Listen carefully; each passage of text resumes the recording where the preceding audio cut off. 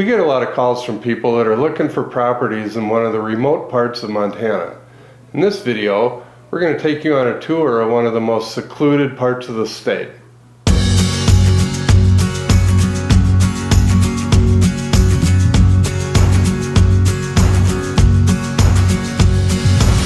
If you like the wide open spaces, small towns, and very few people, this might be the spot for you.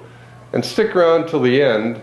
If you enjoy fly fishing, we're going to show you one of the best fly fishing spots in Montana. All right, so we're going to start this tour on Interstate 15. We're heading north right now, and we're just crossing into Montana. This is known as the Monida Pass, and it seems like every road into Idaho from Montana or vice versa goes over a pass. This would be the Monida Pass, like I said. And this stretch of Interstate 15 is about 120 miles from when you enter Montana till you get up to Interstate 90 that's going to Missoula. And this pass isn't like a lot of passes where you got big drop-offs and cliffs and everything. It's more of a gentle grade, but it's really exposed up here. And as you can see, the roads get pretty crappy, a lot of blowing snow. I got lucky today. If you look at this road today, this isn't that bad. But if you're going to travel on this road, always beware of the weather because it can get very windy, blizzard conditions, very icy, black ice. Today the roads were fairly dry.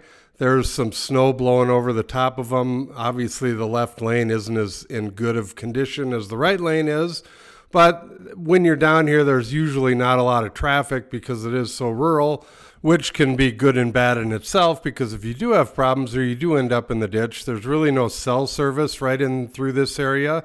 And like I just said, there's not a lot of people, as you can see, going by on this road, especially if you're doing this at night. I was coming through here at about 10 in the morning, I believe it was, when I came through. And it was really cloudy on the Idaho side, but once I came over to the Montana side, it started clearing out and the clouds and fog started breaking up and it just got a little breezy, which it does a lot in this part of the state. And you couldn't see up on the pass part, but this part of Montana is pretty wide open. There's really not a lot of trees. We're almost above the tree line up here. But this is all kind of ranch land and not a lot of exits off of the interstate right in this area. Just wide open spaces, and this is one of the most rural parts of Montana. So if you're looking for rural and wide open and the big sky country, this is where you want to be. There's only really 3 towns on this 120-mile stretch. The first 15 miles in is called Lima, 15 miles in from the Idaho border. And Lima has a population of 210 people. And then a little further down the road, we'll come upon the town of Dillon, which is even smaller. But let me tell you about the real estate around here and some of the prices if you're interested. So if you're looking in the little town of Lima, right now there's nothing in Dillon, but in the little town of Lima, there's the homes for sale range in price from $185,000 for a 2-bedroom, 1-bath, 1,012 square foot house, all the way up to $264,000 for a 2-bedroom, 1-bathroom, 3,000 square foot house. And that is in the little, if you want to call it a town, that you can see right there on the right.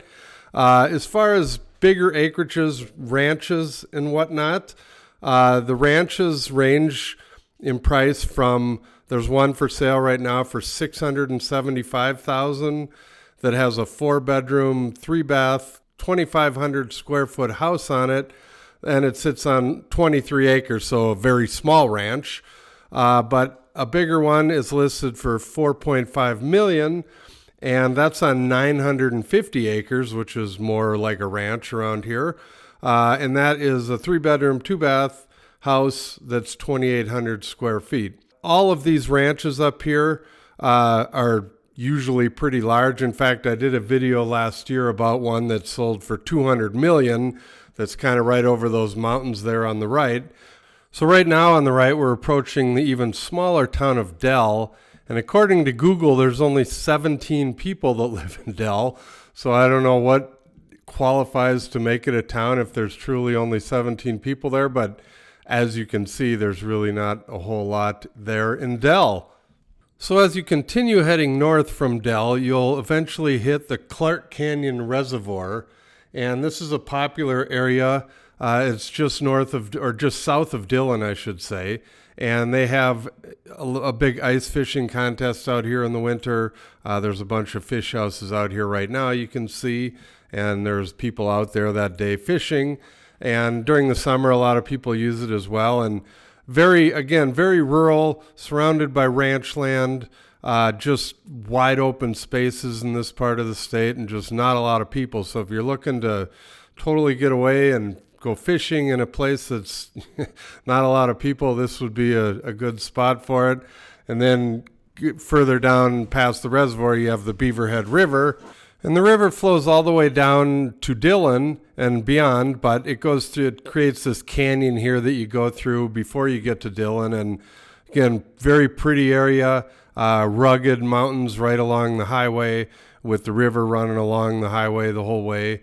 This area can get pretty bad in the winter, so I got lucky on this day. As you can see, the roads were perfect, but just again, if you're going to drive between Dillon and the Idaho border, there's really not a lot out here, as you have just witnessed.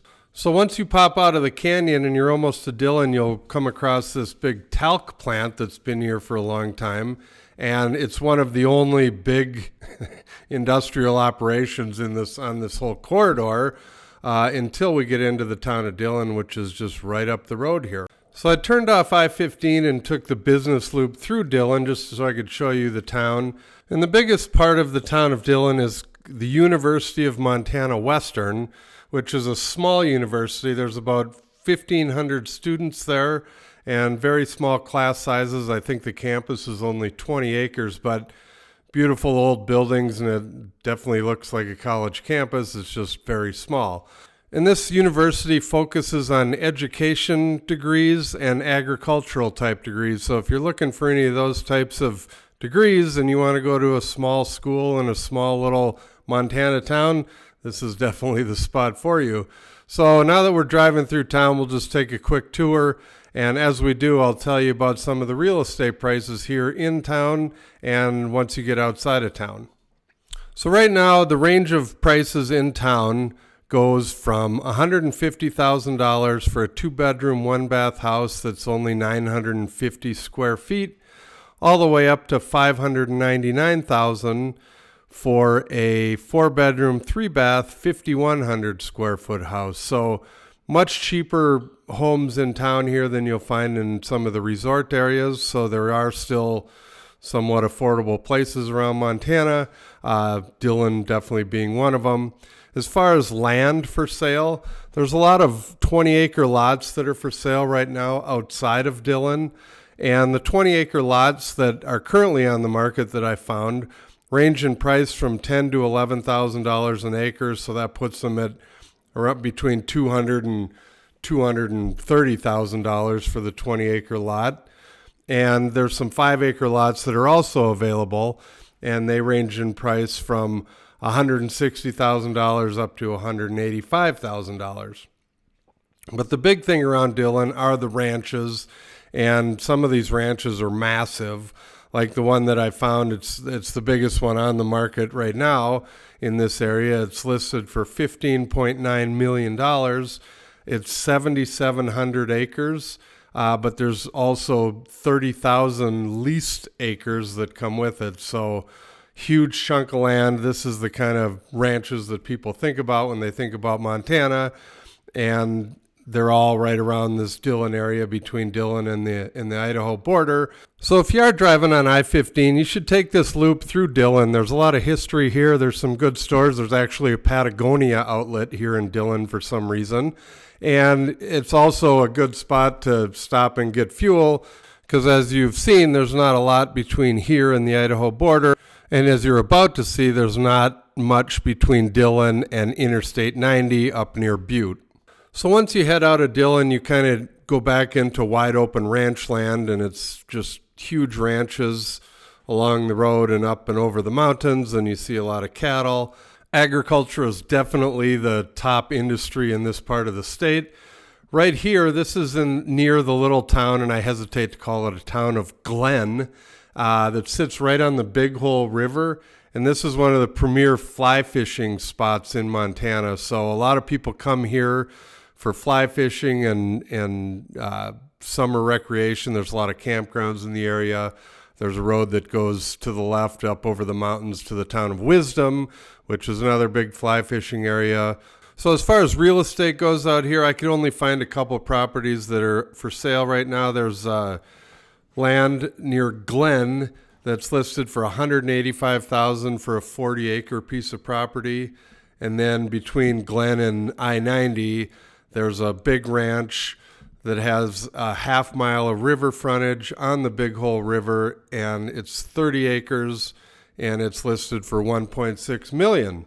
So the rest of the drive up to the junction with Interstate 90 is a lot more of the same, open ranch land, pretty wide open. The roads can get bad. I've hit bad roads here as well.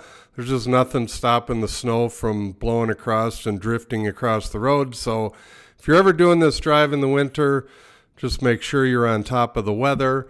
And it is one of the most rural parts of Montana, so if you're looking to get away from people, you may like this part of Montana. Thank you for watching our video. Please call, text, or email for more information. And don't forget to watch our other videos about Montana.